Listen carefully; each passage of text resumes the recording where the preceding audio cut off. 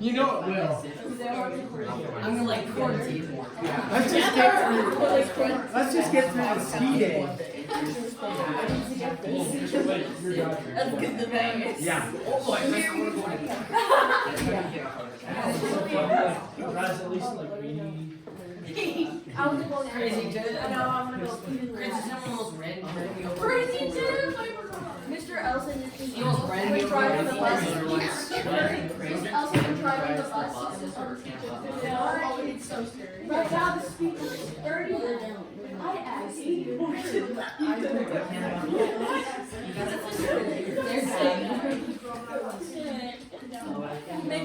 He's been doing that since. Okay. So let's go ahead and draw here. We're going to draw a pyramid of some sort. We'll make an attempt at this. Which I need to do a little better job just standing by them. So sometimes my three-dimensional drawings aren't the best, and that's okay.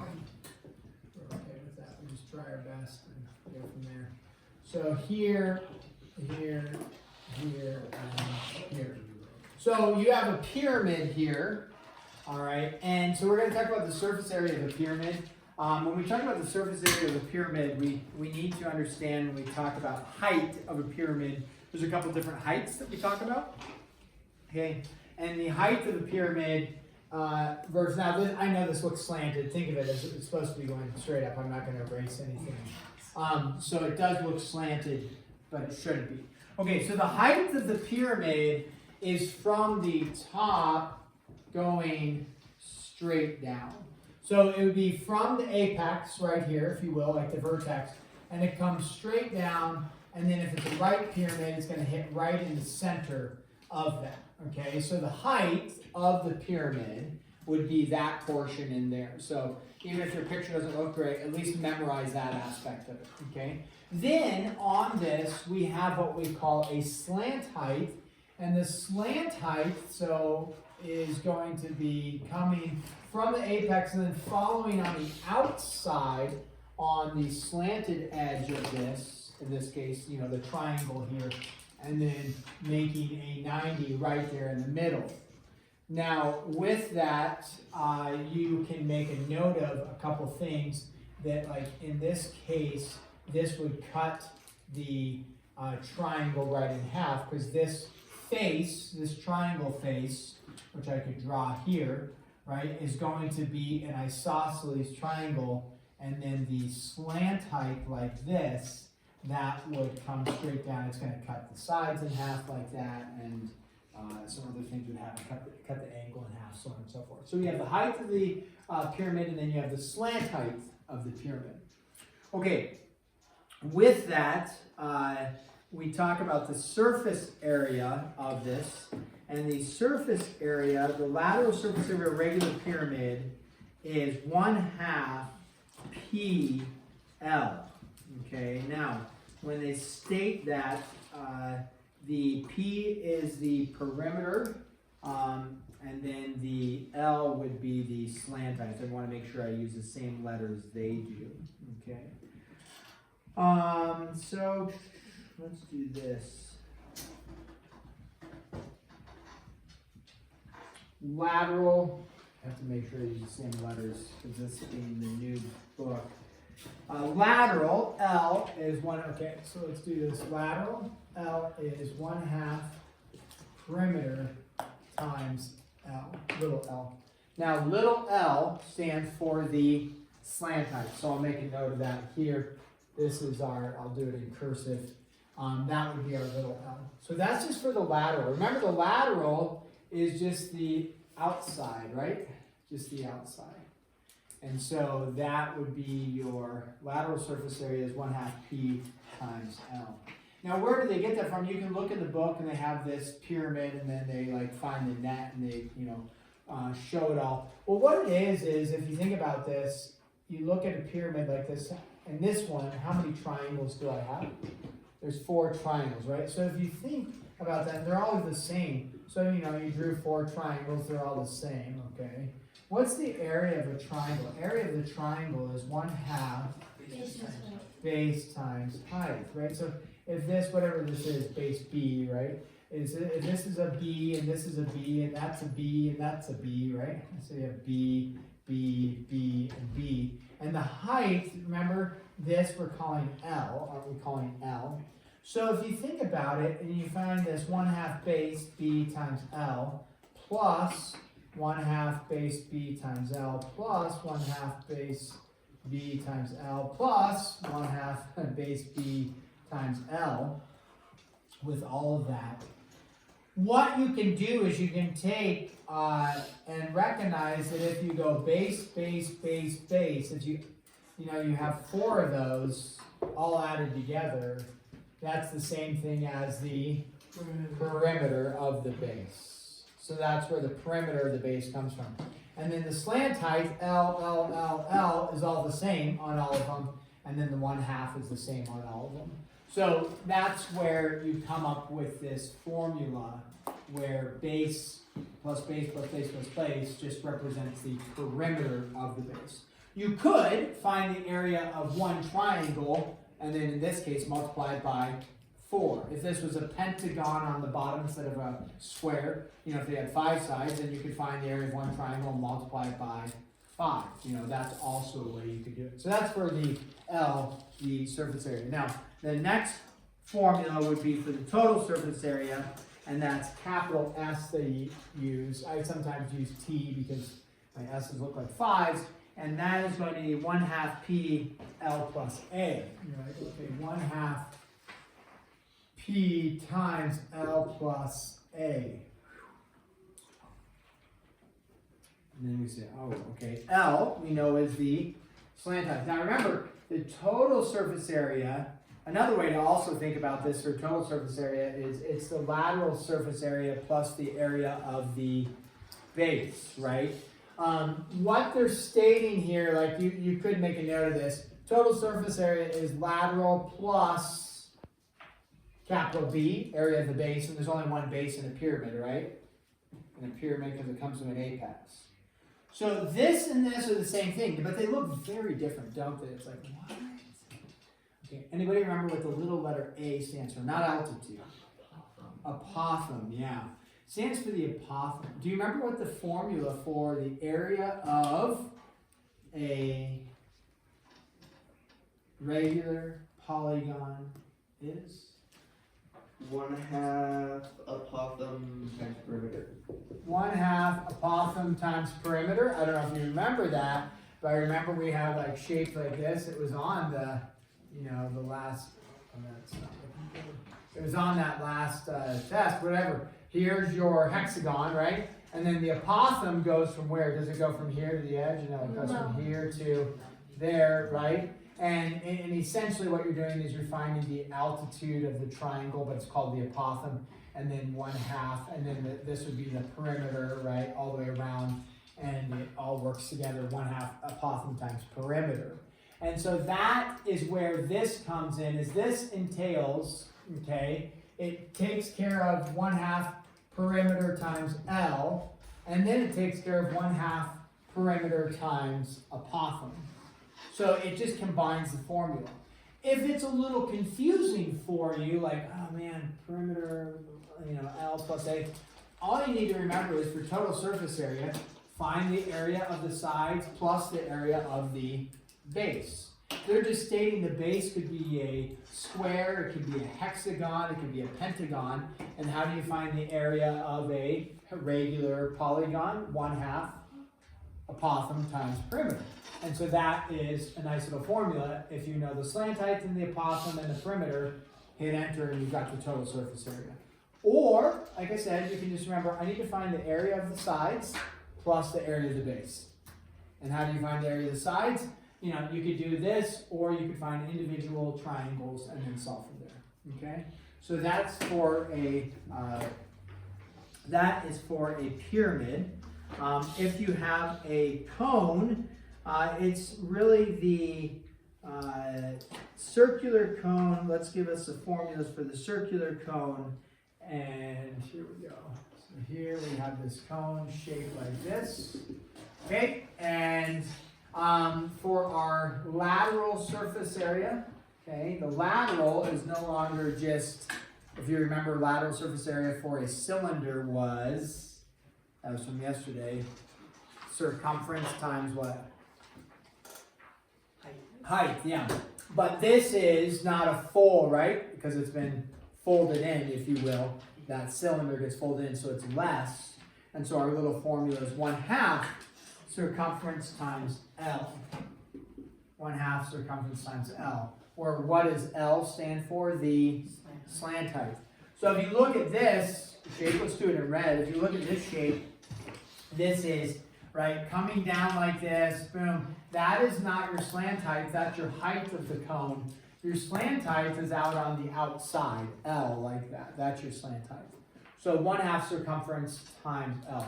Make a note of this, is that when you have, like, from the apex coming down to the center here, and then from the center out here, you end up making a right triangle. So you'll have a problems, I'm sure, with, hey, I've got a slant height, I've got a radius, but I need to know my height. Oh, what I just made is a little portion of that, like a little sliver of it, and that makes a right triangle, and I can do Pythagorean theorem with this as my radius right there. So make a note of that. Okay, so slant height versus height, so there's your lateral surface area. Your total surface area, again, you can think of it as your lateral surface area plus the area of the base, right? Oops, a terrible B, but there you go. Area of the base. And so that would be your total surface area. Now they have some sort of manipulated formula, which is fine. There's nothing wrong with it. But the manipulated formula they use is 1/2 CL plus R.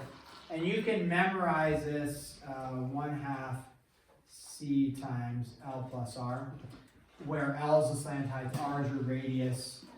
You can memorize that, but probably, I don't know about, more importantly, make sure to go back to the basics. I want to find total surface area. Area of the base, area of the lateral.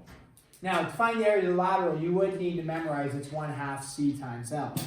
This, again, it's like, where does this all come from?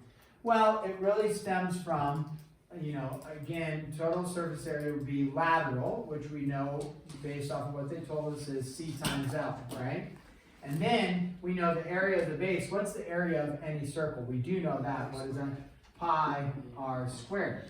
And so then we think about that. We say, well, 1/2 C, that's actually 2 pi r, right? Times L plus pi r squared. And then what you could do is factor out like the r there, and factor out the r comes out, then you're left with an L and an R, and then the pi would come out, but then this doesn't show that this is actually 1/2. Circumference is 2 pi r, right? So it's, and maybe I should have gone this route. If you go 2 pi r for there, and then the 1/2, if you took this and multiplied it in here, you would have L times 2 pi r L, and then you would have 2 pi r times r, which would 2 pi r squared, but then those cancel. So,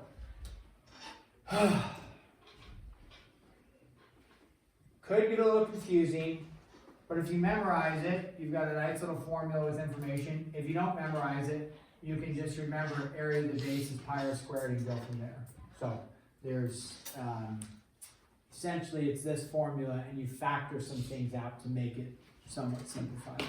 And it's just finding it's all you're doing is finding, hey, what's the circumference of something, and what's my slant height, and what's my radius, right? And then plugging into a formula. The math shouldn't be too difficult, although circles, as we saw in chapter 7, proved to be somewhat difficult. Some of that stuff did prove to be challenging. So we will not take anything for granted. There's a nice little breakdown of these things on page 452. They've got a little yellow box. It kind of breaks down some stuff for you in terms of formulas. So that works for us. Okay, then if you go over, all the way over to page, where are we at here? Page 454, they also have some breakdowns for you of some other area formulas that we would consider. So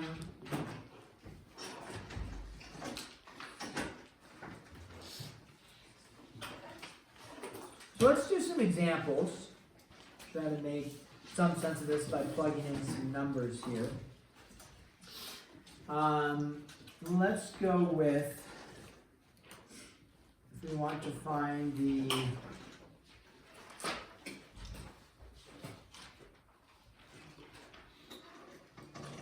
surface area and the lateral area. Let's just do it here. And find the L and S. L we know stands for, hopefully we know stands for lateral, right? Capital L, sorry, capital L stands for lateral surface area. S stands for total surface area. All right, so we'll call this number 1. Here we go. We're gonna have a cone like this. It's gonna have that shape right there. And then we're gonna have this dot right here going over there. And we'll call this 10 feet. We won't make you do any conversions. We'll just do it all in terms of feet. And then we'll say that this out here is going to be 25 feet like that. Okay? So now, what you need to do is you need to figure out what is the lateral surface area and then what is the slant height. Why don't you find it for me in exact form? Exact form would be in terms of pi, because it would be, right? Decimal form would be a decimal, right? So exact in terms of pi. So go ahead, look at the formula, try to just plug in. And if you struggle with it, that's fine, check with your support team.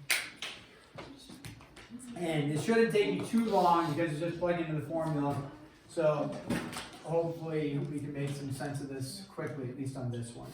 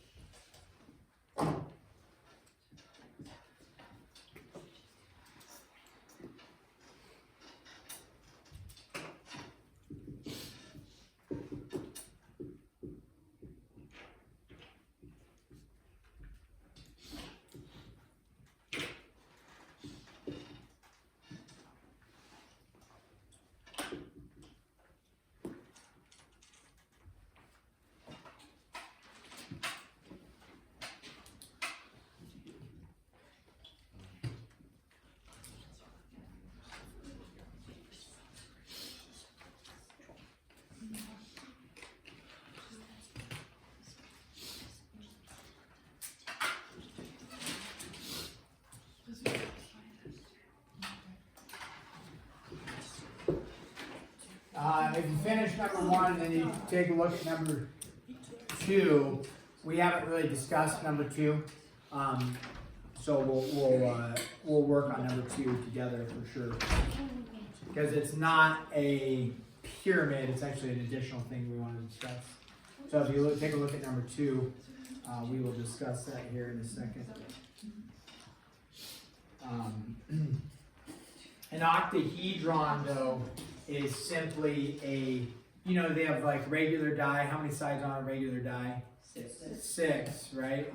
So then on an octahedron, those are going to have 8, like an 8-sided die. I think some games have those, like 8-sided, 10-sided, 12-sided. What's the max sided die that people 20? Well, actually, someone made an 100-sided die, but it's pretty much just a circle. Right. And you'd have to have a massively large die to really Or represent it. it's like this big. Yeah, wow. I mean, to really like see the Yeah. perfect edge. But yeah, so an octahedron, essentially, it's not an octagon base and then a pyramid off of that. It's a 8-sided die. Regular, what does regular mean? All sides, all angles are the same. And so you'd be finding the surface area of a regular octahedron. Essentially, you could find one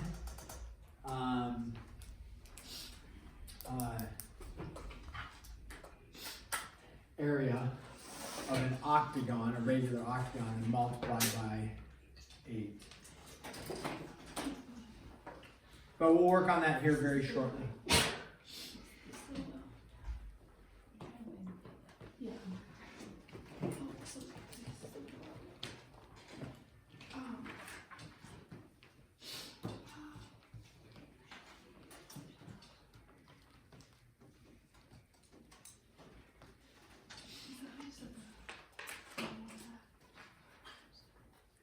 You can go to page, if you're making an attempt at the octahedron, page 453 has a breakdown of the pictures that would match for some of the regular hedrons that we have discussed. That they have a tetrahedron, a hexahedron, an octahedron, a dodecahedron, and then an icosahedron or whatever. That gives them 10. So you can make a note that the octahedron has 8 sides, and as you can see on that page 453, it's got 8 regular triangles would make up an octahedron. 8 regular triangles. And then you can see a dodecahedron is going to have made up of pentagons. But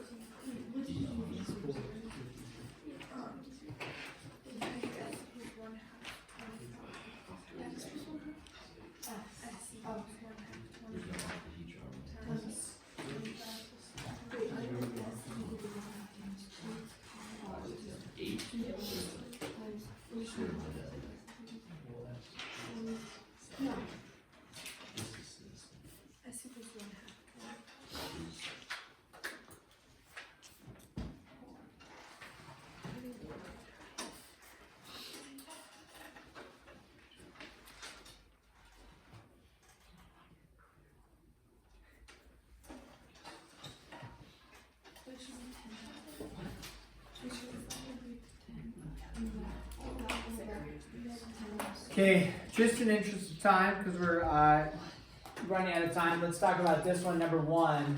So to find the lateral area, we just plug into our 1/2, right? And then circumference, which we know is 2 pi times r, right? Yep. So times 10, and then times the slant height, which was already given to you, right? So the slant height is 25. Now sometimes they might give you the altitude, the actual height, and then you just have to do Pythagorean theorem to do your slant heights, if that was the case. So on some of those. So then we would say, okay, those 2's cancel, and did you get 250 pi for the exact answer? Yeah, right? 250 pi. Then we say, okay, what is the total surface area, S? And if you wanted to plug into this formula, you have all the info you need. You have your slant height, then you have your radius. You could do that, or, so you could say 1/2 2 pi r, which is 10, right? And then times your slant height, which is 25, plus your radius right there, which is 10. So you could, if you remember that formula, just plug in there. S is those cancel. You have 35 times 10. Am I doing that right? 35 times 10 is 350 pi. Yep. Okay. So that formula works. The other thing you could have done is you could have said S is equal to the lateral 250 pi plus the area of the base. The area of the base would be pi times 10 squared, pi r squared. So 250 pi plus 100 pi would give you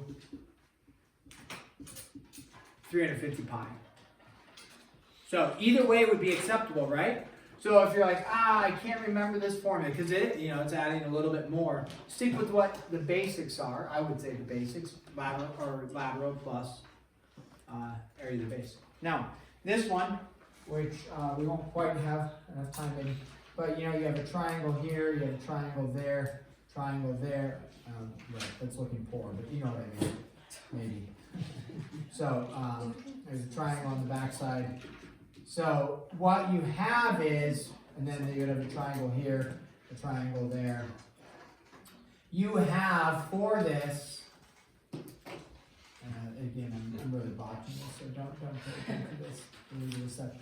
In a octahedron, octa means 8. There's 1, 2, 3, 4 triangles on top, 4 on the bottom. You can see that on that page I directed to you.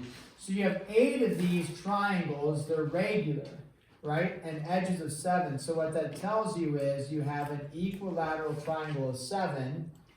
What's the area formula for an equilateral triangle? Root 3 over 4 sides squared. Root 3 over 4 sides squared, so 7 squared. Yeah. So that's a great little formula, and then you have how many of those? 8, like that.